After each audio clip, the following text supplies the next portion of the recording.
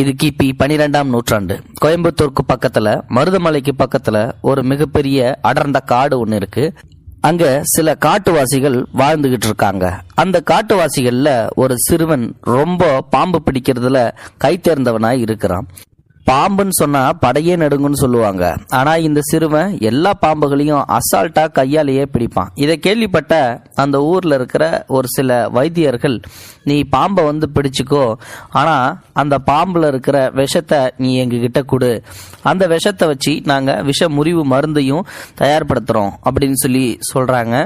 இதை கேள்விப்பட்டு இதனால எனக்கு என்ன பயன் அப்படின்னு சொல்லி அந்த சிறுவன் கேட்கிறான். அதுக்கு அந்த வைத்தியர்கள் சொல்றாங்க, நீ அப்படி அந்த பாம்புகள் இருக்கிற விஷயத்தை எங்ககிட்ட கொடுத்தனா உனக்கு தேவையான உதவிகளை நாங்க செய்யறோம் அப்படின்னு சொல்லி சொல்றான். சரின்னு சொல்லி இவனும் ஒத்துக்கிட்டு கண்ணுல படுற பாம்பை எல்லாத்தையுமே அடிச்சு கொண்டு அந்த பாம்பு கிட்ட இருக்கிற விஷத்தை எல்லாத்தையும் எடுத்து இந்த வைத்தியர்கிட்ட கொடுக்கறான். இப்படியே பல நாட்கள் போகுது. இதை கேள்விப்பட்ட வெளியூர்ல இருந்து ஒரு சித்தர் ஒருத்தர் அங்க வராரு. அந்த சித்தர் இந்த சிறுவன் கிட்ட கூப்பிட்டு, நீ எல்லா பாம்புகளையுமே அடிச்சு கொல்லுவியாமே, எந்த பாம்பையுமே பயம் இல்லாம பிடிப்பியாம, இங்க பக்கத்துல ஒரு அடர்ந்த காடு ஒன்று இருக்கு, அந்த காட்டுல ஒரு மிகப்பெரிய வயசான பாம்பு ஒன்று இருக்கு, அந்த பாம்போட விஷயத்தை நீ கொண்டு வா அப்படின்னு சொல்லி சொல்றாரு அந்த சித்தர். சரிங்கய்யா அப்படின்னு சொல்லி அவனும் புறப்பட ஆரம்பிக்கிறான். உடனே அந்த சித்தர் அவனை தடுத்து, தம்பி, நீ நினைக்கிற மாதிரி அது சாதாரண பாம்பு இல்ல, நவரத்தன பாம்பு. அந்த பாம்புக்கு ரொம்ப வயசாயிடுச்சு. அது பகல் நேரத்துல வெளியில வராது, இரவு நேரத்துல தான் வரும். அப்படியே வெளியில வந்தாலும் அது யாரு கண்ணுக்கும் புலப்படாது. அது மட்டும் இல்ல, அந்த பாம்போட தலையில ஒரு மிகப்பெரிய மாணிக்க கல் ஒன்றும் இருக்குது. அந்த பாம்பை பிடிக்கிறது அவ்வளோ சாதாரணமான விஷயம் இல்லை. அந்த பாம்பு நாகலிங்க மகரத்துக்கு கீழே தான் இருக்குது. அது மருதமலைக்கு பக்கத்துல ஒரு அடர்ந்த காட்டுல இருக்குது அப்படின்னு சொல்லி அந்த சித்தர் இவனை பயமுறுத்துறாரு. ஆனா அதுக்கோ அந்த பையன் கொஞ்சம் கூட பயமே இல்லாம, அந்த பாம்பை மட்டும் பிடிச்சிட்டு வந்தா போதுமா, இல்ல அந்த பாம்போட தலையில ஏதோ மாணிக்க கல் இருக்குன்னீங்களே, அதையும் சேர்த்து எடுத்துட்டு வரட்டுமான்னு சொல்லி தைரியமா கேட்கறான். இதை கேட்ட அந்த சித்தர் ரொம்பவே மறண்டு போயிடுறாரு. இவ்வளவு பெரிய ஜெகஜால கில்லாடியா இருக்கான் இந்த பையன் அப்படின்னு சொல்லி, சரி போயிட்டு வான்னு சொல்லி அனுப்பி வைக்கிறாரு. இவனும் அந்த அடர்ந்த காட்டுக்குள்ள போய்கிட்டே இருக்கான். அந்த காட்டுல போகும்போது இவனை கண்ட பாம்புகள் நடுங்குது, எல்லாம் பயந்து ஓடுது. ஏன்னா இவன் பாம்பை அடிச்சு கொள்றதுல ரொம்ப கில்லாடி இல்லையா, அதனால இவன் கண்ணில் படுற பாம்பை எல்லாத்தையும் அடிச்சு கொண்டு போட்டுக்கிட்டே போயிட்டு இருக்கான். சரி, நாகலிங்க மரம் எங்க இருக்குன்னு சொல்லி தேடிட்டே இருக்கான். அன்னைக்கு அமாவாசை இருட்டு. அந்த இருட்டுக்குள்ள நாகலிங்க மரத்தை இவன் ஒரு வழியா கண்டுபிடிச்சிடுறான். ஆனா அங்க அந்த பாம்பே இல்லை. இவன் ஒரு மறைவுல நின்று அந்த நாகலிங்க மரத்தை உத்து பார்த்துக்கிட்டே இருக்கான். அந்த பாம்பு இரவு நேரத்துல தான் வெளியில வரும் அப்படின்னு சொல்லி சொன்னார் இல்லையா அந்த சித்தரு, அதுக்காக இவன் அந்த பாம்பை ரொம்ப நேரமா வாட்ச் பண்ணிக்கிட்டே இருக்கான். அந்த பாம்பு வெளியில வரவே இல்லை. இதனால கோவப்பட்டு பக்கத்துல இருக்கிற புத்துகள் எல்லாத்தையும் தேட ஆரம்பிக்கிறான். புத்துகளை எல்லாத்தையும் தேடி அங்க இருக்கிற பாம்பை எல்லாத்தையும் அடிச்சு கொன்றான்.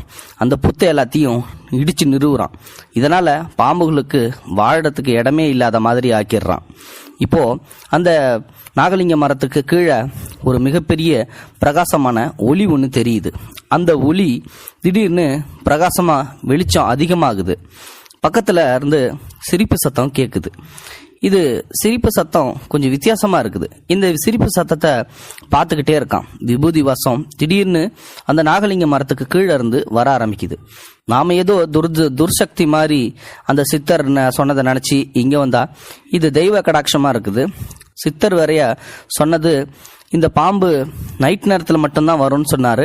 ஆனா இப்படியே இந்த அடர்ந்த காட்டுக்குள்ள மனித நடமாட்டமே இல்லாத இந்த பகுதியில திடீர்னு சிரிப்பு சத்தம் கேட்கவும், இதுவரைக்கும் பயப்படாத அந்த சிறுவன் திடீர்னு பயத்தோட அந்த சிரிப்பு சத்தம் வர்ற திசையை நோக்கி பார்த்துக்கிட்டே இருக்கான். திடீர்னு நாகலிங்க மரத்துக்கு கீழே ஒரு முனிவரோட உருவம் தெரியுது. அந்த முனிவர் இந்த சிறுவனை வெளியே வா சிறுவனே அப்படின்னு சொல்லி கூப்பிடுறாரு. இவனும் மறைவுல இருந்து வெளியில வரான். வந்ததுக்கு அப்புறம் அந்த சிறுவனை பார்த்து, நீ ஏன் இப்படி பாம்புகளை அடிச்சு கொன்னு நிறைய பாவத்தை தேடிக்கிற, இதோட நிறுத்திக்கோ அப்படின்னு சொல்லி அந்த முனிவர் சொல்றாரு. இல்ல, நான் இப்படி வேட்டையாடினா தானே எனக்கு வைத்தியர்கள் எனக்கு தேவையான உதவிகளை செய்வாங்க, அதனால இதை நான் தொடர்ந்து செஞ்சுக்கிட்டு தான் இருப்பேன். இப்போ கூட ஒரு மிகப்பெரிய பாம்பு ஒன்று தான் தேடி வந்தேன். அந்த பாம்பு நவரத்ன பாம்புன்னு சொல்லி அமுச்சு விட்டாங்க அப்படின்னு சொல்லும்போது, அந்த பாம்பு இருட்டில் தான் இருக்குமாமா, அதுக்கு மேலே ஏதோ நவரத்ன கல்லுன்னு இருக்குன்னு சொல்லி வரையா சொன்னாங்க, மாணிக்க கல், அந்த மாணிக்க கல்லையும் சேர்த்து எடுத்துகிட்டு போகலான்ட்டு தான் வந்தேன் அப்படின்னு சொல்லி அந்த சிறுவன் சொல்கிறான். உடனே அந்த முனிவர் இவனை பார்த்து சிரிக்கிறாரு.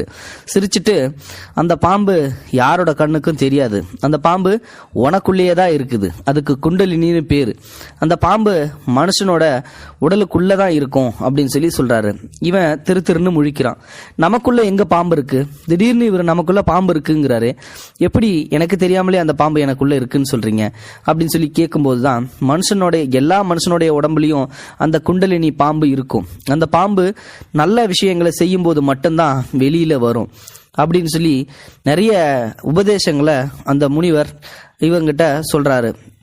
அவர் சொல்ல சொல்ல இவனுக்கு ஒரு மிகப்பெரிய பரிசுத்தமான மாதிரி ஒரு உணர்வு ஏற்படுது. திடீர்னு அவன் தெய்வீகமா மாறுறான். அந்த சித்தரோட காலில் விழுந்து அவன் மன்னிப்பு கேட்கறான். இனிமே எந்த பாம்பையும் நான் கொல்ல மாட்டேன், என்னை மன்னிச்சிருங்க, இனி கண்டிப்பா நான் எந்த பாம்பையும் கொல்ல மாட்டேன், எல்லாத்துக்கும் நான் உதவிதான் செய்வேன் அப்படின்னு சொல்லி சொல்றான். அவன் கடுமையா தவம் இருக்கிறான்.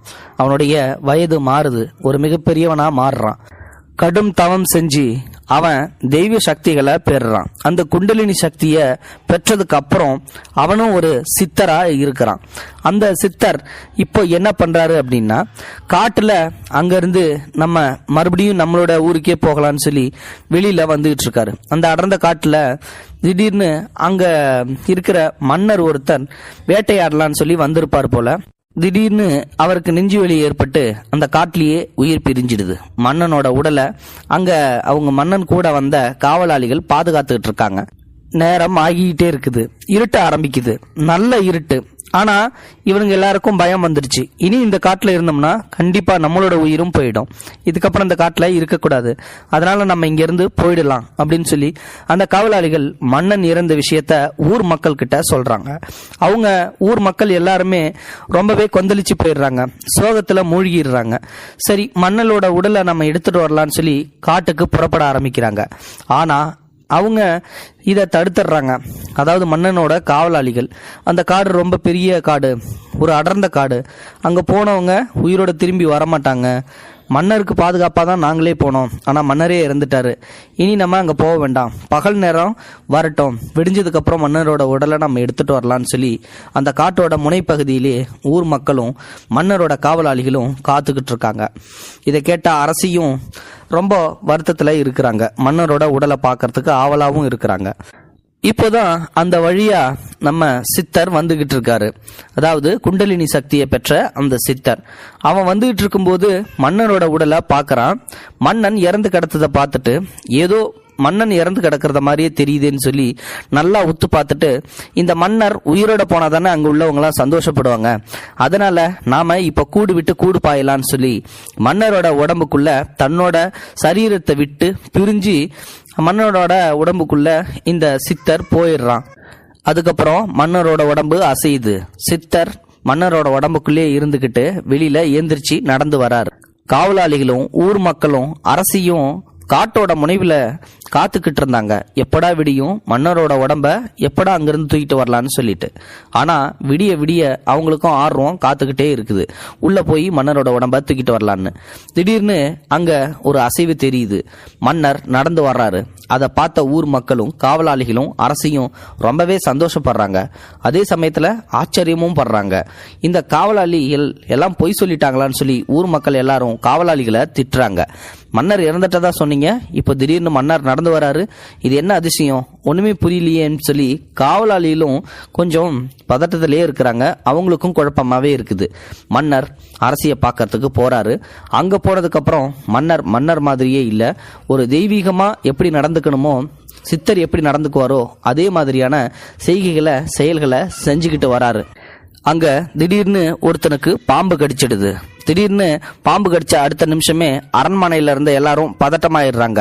அந்த பாம்பு பிடிக்கிறதுக்கு கொஞ்சம் பயமாவும் இருக்குது. அதே சமயம் அரசர் அங்க போறாரு, அந்த பாம்பை அசால்ட்டா பிடிக்கிறாரு. அது மட்டும் இல்ல, அந்த சாக போற நொடியில இருந்த அந்த பையனையும் காப்பாத்திடுறாரு தன்னோட சக்தி மூலமா. அந்த குண்டலினி சக்தியை பயன்படுத்தி அந்த பையனோட உயிரை காப்பாத்தினதை பார்த்து எல்லாருமே அதிசயப்படுறாங்க. இதுக்கு முன்னாடி இருந்த மன்னர் இதெல்லாம் செய்ய மாட்டாரு, பாம்பை பிடிக்க மாட்டாரு, மனித உயிரையும் காப்பாற்ற மாட்டாரு, இதுக்கெல்லாம் தனித்தனி ஆட்கள் இருக்காருன்னு சொல்லி அசால்ட்டா தானே இருப்பாரு. இப்போ இவர் இந்த அளவுக்கு இதை செய்யறாருன்னா இவரோட உடம்புக்குள்ள வேற ஏதோ விஷயம் நடந்திருக்கு அப்படின்னு சொல்லி அரசியும் சந்தேகப்படுறாங்க. அரசி மன்னரை கூப்பிட்டு கேட்கறாங்க, ஐயா நீங்க யாரு?